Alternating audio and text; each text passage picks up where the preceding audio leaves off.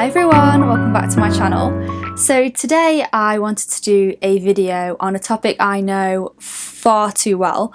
As you can see from the title, this is based on retail. So I was actually in retail for about 8 or 9 years. Over those I was in multiple different companies, everywhere from kids stuff to clothing to jewellery.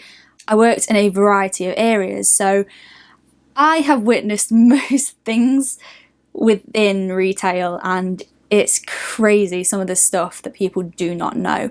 So if you are interested, stick around.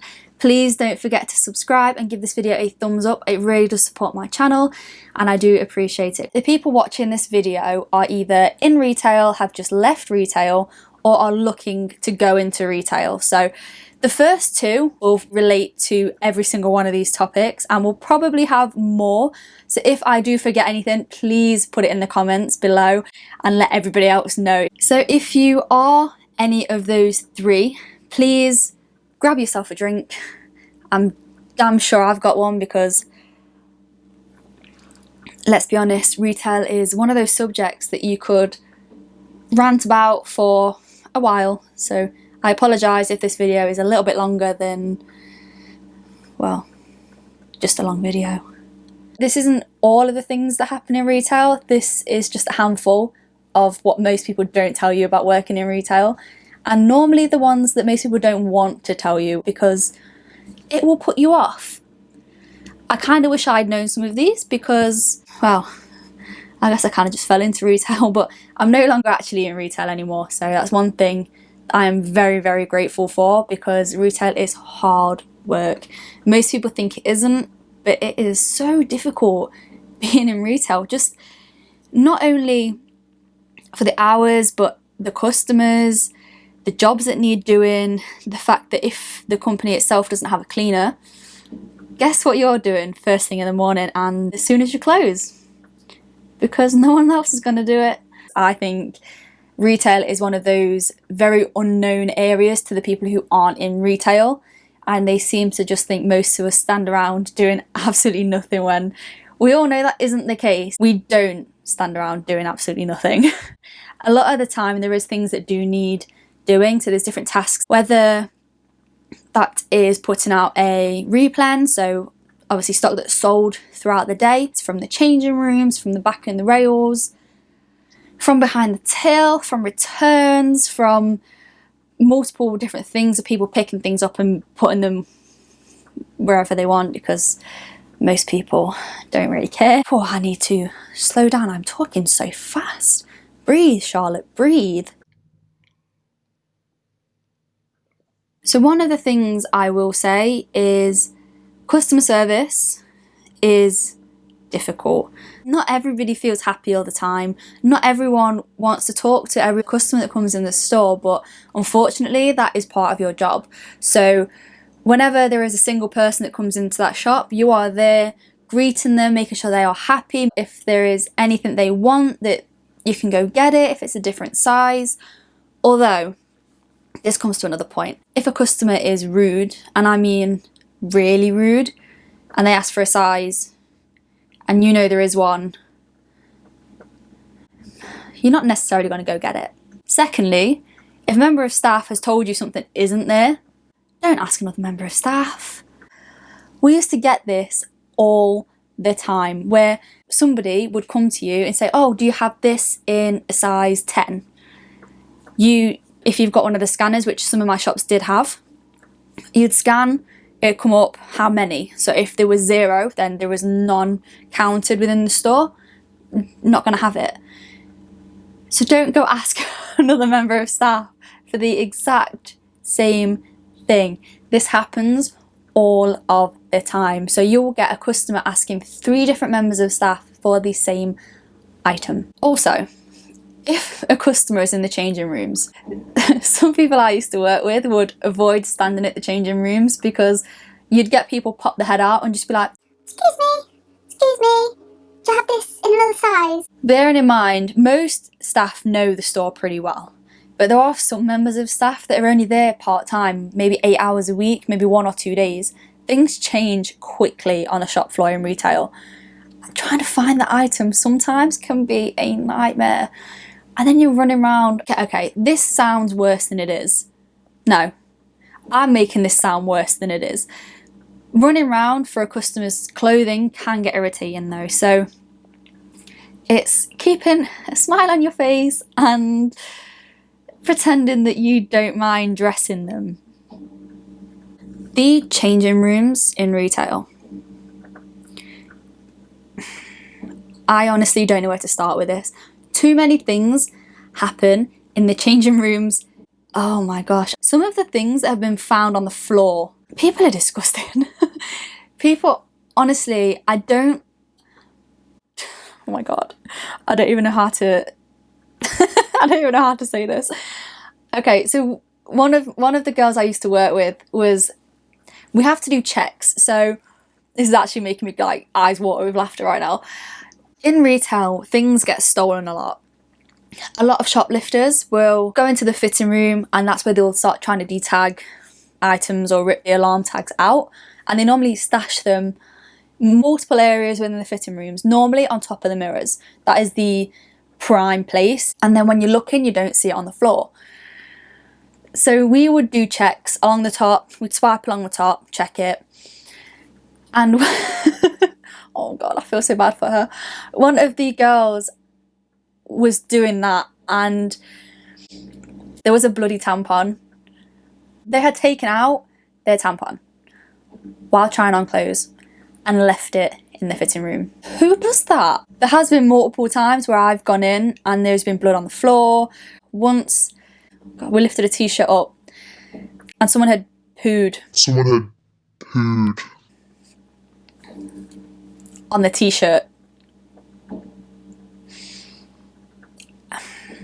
Again, these are things you don't expect to find in a fitting room. A condom's been found before. Oh, a little kid had peed. I say a little kid, they were about 8, had peed on the floor in there as well. She just let her son just wee in a fitting room.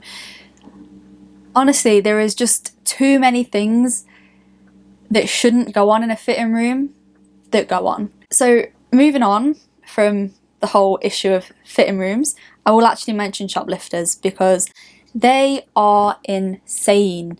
Don't get me wrong, there are definitely those people who are typical. You look at them and think, you're a shoplifter, I know what you're trying to do and I'm gonna follow you around until you leave.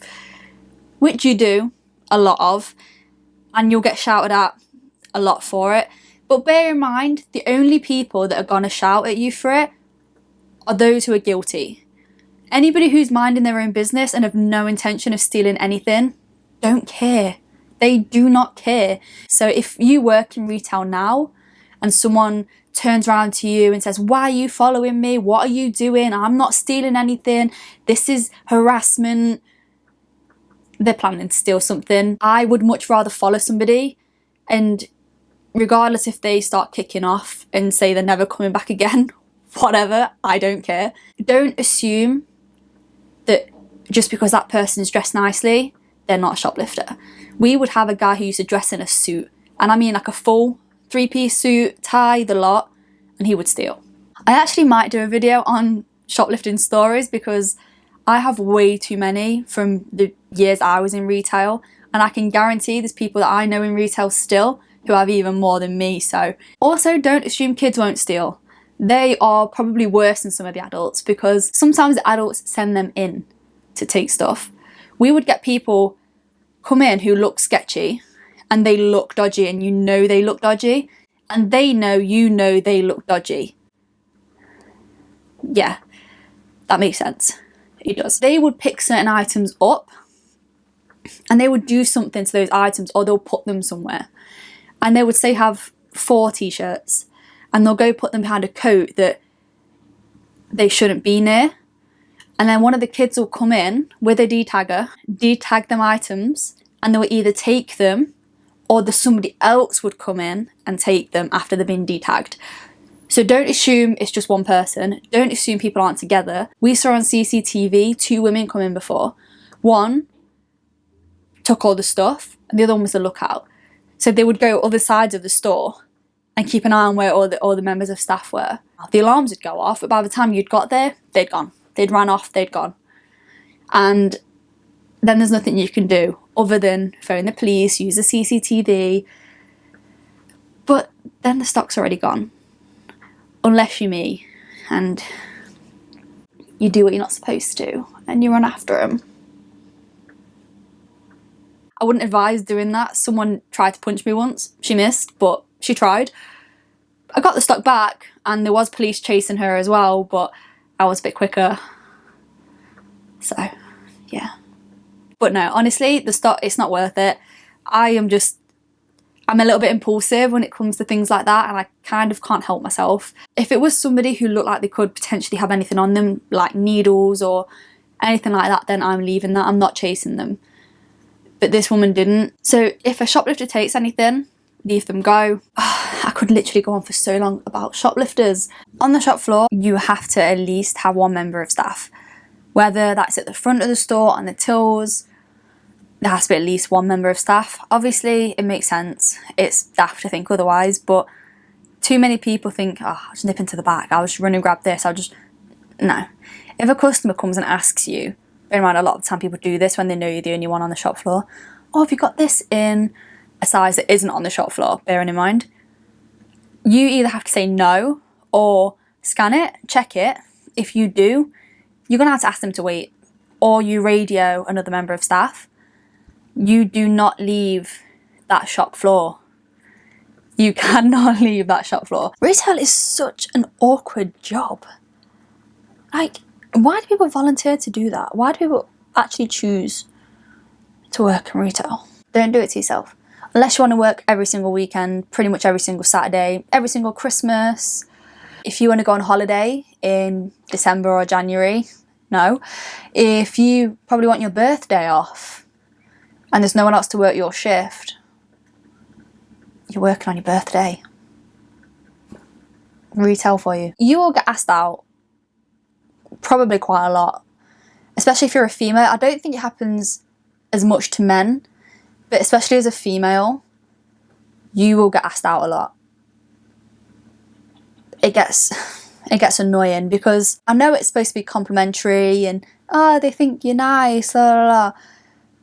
But it gets a bit, no, I'm not single. No, I don't want to go for lunch with you. No, when I finish my shift, I don't want to go for a drink. No, I'm not telling you when I finish my shift because I don't trust you. And no, I don't want your phone number. But they will still try. Probably more than once. They'll probably come in again and again and turn into a stalker, which is my next point, because they happen. Go away, Pizza Hut. No, I don't want the discount. I'm trying to be good. So following on from constantly being asked out, or... Okay, so stalkers. They happen in retail. Probably more than any other industry, because being customer focused and being customer facing, you are constantly meeting new people and you're always trying to be nice to people, and sometimes there's a few people in this world who aren't always wired up the same. So they take you being nice as you being interested, even though you're not, and you don't imply that you are, nor do you hint anything. I have had 2 stalkers. One would come in well, in fact both times, but the last one would come in every single week, and he only knew my first name, thankfully. He didn't know anything else about me, and he would come in and ask other members of staff if I was working, if I was in tomorrow, if I was in on Saturday. If they would literally ask colleagues things about me to find information out, and then he would come in and just literally creep up out of nowhere. He wouldn't come in to buy anything. He wouldn't even come in to shop. There's a difference between a regular customer and somebody coming in intentionally just to see you. It can get a bit scary because I think this went on for a little while. This went on for a couple of months, and they were literally coming in every few days, every week. And if I was there, they would come straight to me.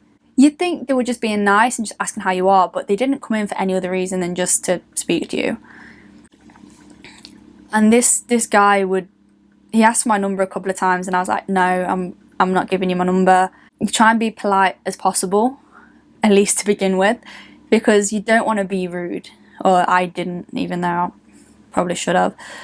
But you don't want to be rude, and it's such an awkward situation when they don't leave you alone.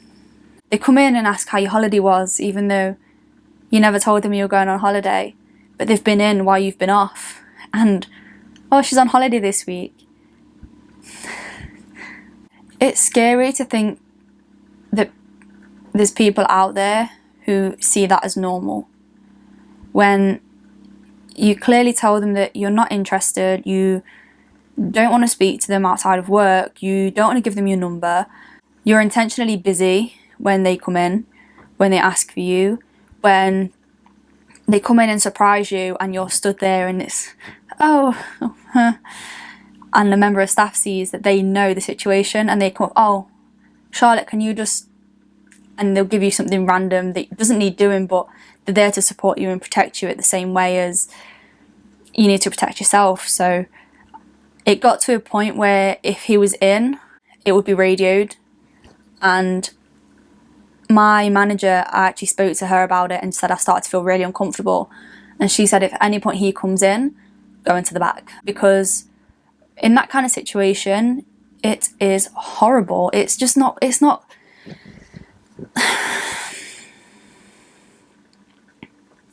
it's a horrible situation when you don't know how to tell someone to go away and to leave you alone and to stop bringing you donuts and coffee despite the fact they're your two favourite things, because you don't trust them, you don't know them, you don't want them following you when you finish work, you don't want them knowing what time you finish, because if they're still outside waiting, what's going to happen? Are they going to be there? Are they going to sit on a bench waiting, which happened a few times. Funnily enough, it was the middle of the day and I knew I was going to be in all day, so despite the fact they were sat outside for an hour and a half, I think it was, sat on a bench straight outside the store to see if I left and to see if I went out for my lunch, just to see if I did anything, and they'd sit and just look inside the shop, which I would then go into the back or go downstairs. It's something to be aware of. If somebody is intentionally coming in that isn't actually a friend, isn't a member of family, isn't somebody that you really do know, and all they want to do is talk to you, and all they want to do is get to know you, but they don't look around the shop, they don't have any interest in the actual store, it's just you and you alone.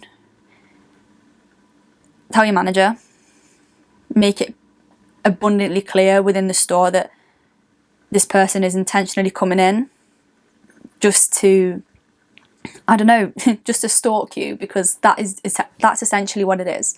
To not know what's going to happen every time you're in the store. It gets to a point where if it's a regular thing, every time you're in the store, you are constantly aware of that person potentially coming in, and you are always on guard and you're always uncomfortable, and then you can't enjoy work anymore. You can't enjoy being around members of staff and your colleagues and joking around with them and having a laugh, because one minute you'll be there at the front of the shop sorting out some stuff or folding some clothes or whatever, and the next minute someone's saying your name from behind you and you know the voice by now and you can't just run off. Stalkers happen, be aware of it and report it. If somebody's constantly there that you know isn't right, you can feel it isn't right, other people have noticed that it isn't right, just avoid it. Avoid the situation, avoid that person. If they come in, you're busy, you've got things to do, you've got to go off the shop floor. Eventually, hopefully, they'll stop coming in. For me, I'd left, so I don't actually know if they carried on coming in after I'd gone. But when I left retail, I saw him once after that, and It was such a surreal, it was such an awkward, horrible moment because I had literally just gone food shopping. I was with my mum at the time. My mum knew about the whole situation, but she didn't know what the guy looked like. She didn't know who he was, but she knew about the situation. So my mum worked at this place and she nipped into the back to sort out her rota. And I heard my name and I knew it was him. I don't know how this has turned into a story time. I knew it was him and I was just stood there thinking, shit. I have no idea if he goes in there normally because my mum didn't recognise him. She didn't think she'd seen him before, but when you work in retail, you don't always recognise everybody. There's hundreds and hundreds of people, thousands even, in and out the stores those days. So yeah, stalkers are a thing. I'm going to stop rambling now because there's not much you can really do about them. That's the stalker situation and one of the stories. How I ended up sliding down my seat then like I was trying to hide myself. Another thing what no one tells you about being in retail, you become a babysitter. Yes, a babysitter. Some people don't like to watch their kids while they shop, nor do they like to control their kids or tell them off. This woman once had was she about 2-year-old? Yeah, probably about 2-year-old. And the counter, so where the till is, I'm going to say the till probably comes to maybe like chest height for me. I'm 5'3", so okay, it's not super high, but it's high enough for a toddler, right? She sat her baby on the till, turned around, not touching the baby, not holding the baby, nothing, turned around to get something from the jewellery stand about 3 foot away. I was stood the other side of the store. I looked at my colleague who was the other side of the counter waiting to serve this woman, and she was like, what do I do? Because you can't just hold somebody else's baby thinking, oh, I'm going to hold you to stop you falling over and breaking your neck. Oh, people stress me out so much. Okay, so I realise all of the ones I've just mentioned are relatively negative. So I'm going to put in a couple of positives. Sometimes you can have the most entertaining shifts. There has been times where we have put members of staff in cages with stock. Always hilarious. Being in the stock room is probably one of the most fun places. And not only for the fact that there's no customers, they can't bother you, but you can just talk about what you want. You can just do, as long as you're doing your job, you can kind of do what you want. But you can have such good conversations and such good fun. Whether it's literally standing on the rails and just jokingly, I say scootering, but you don't really scooter on a rail, do you? Skate on a rail? Just stand on the rails and roll yourself down the aisles. But you end up being a monkey a lot in retail, dependent on your stock room. In one place years and years ago, they used to have metal rails with all the stock on. And there was always the thing that you needed right at the top. Do you think I was going to go get those ladders that are the other side of the stock room that are heavy, and I'm going to drag it all the way over, set it all the way up, secure it, to then climb up the ladder, to always have 2 points of contact? Was it 3 points of contact? 1, 2, 3? I can't remember. You always had to have some points of contact on the ladder anyway. To then get the piece of stock, to carry it down, to then put the stock down, to put away the ladder. That's just too much effort. I would, bearing in mind these bars would probably be, I don't know, maybe like, I can't actually do this on camera because it's not enough space. But they would be probably like a shoulder width and a half of an aisle. No, I can't do this on camera. But they would be kind of, okay, they'd be wide enough for you could stand on one and could stand on the other and just to the top to get the piece of stock to back down. Health and safety goes out the window when you work in retail. I'm sorry, it does. Nobody ever ever sticks to it. I have no idea if you can hear my candle right now, but it is fully spazzing out. Can you hear it? Probably not. So like I mentioned, working in the stockroom is probably one of the most fun places. It goes a lot quicker in there as well. It's just brilliant. But you can meet some of the nicest people, some of the most unlikely people you'd be friends with normally, some of the most sarcastic people when you work in retail. There are people that I would still message, and even if I haven't spoke to them for a little bit, I could speak to them and have a conversation with them like I'd still worked with them. So not only do you meet people that you can probably be friends with forever, there is one woman I would speak, I'm not going to mention her name, but I speak to her regularly and I see her regularly when I go into town. But she was the work mum, and she'll know who I'm on about because me and my partner still go and see her now, and she's probably one of my, like, I love her to pieces. She's so nice. I think if she watches this, she'll know who I'm on about. But there's those people who you never forget, and you'll never stop being friends with, and you'll never stop caring about. And that is one of the things you build in retail. I'm trying to think of another positive here, other than the fun you can have in the store, which you can.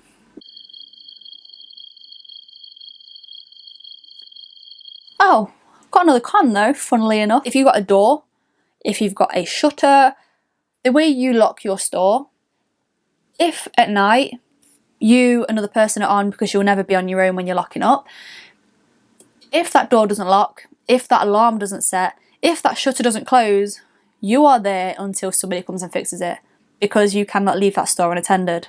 You have to ring and wait for the next person to be available to come and check it or come and fix it. That could be an hour, that could be 2, that could be 3 hours. In retail, you are everything. You are the help, you are the security, you are the people who refill everything, to refit everything, to dress mannequins if you haven't got a team that do it. Even then, you still sometimes do it yourself. You are the cleaners sometimes. You have more than one job.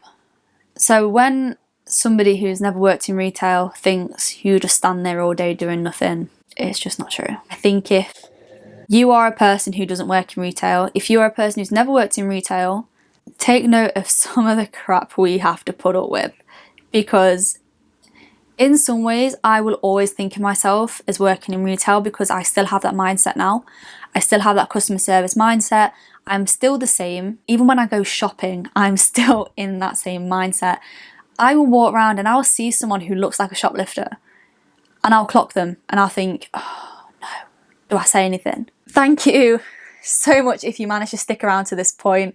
I have no idea how long this video is now. It's probably going to be way too long. My coffee is now cold. If at any point I have said something that you fully understand, if you've been through it yourself, tell me below. Let me know your stories. I love hearing other people's stories. So thank you so much for sticking around. Don't forget to subscribe, and until I see you next time, bye.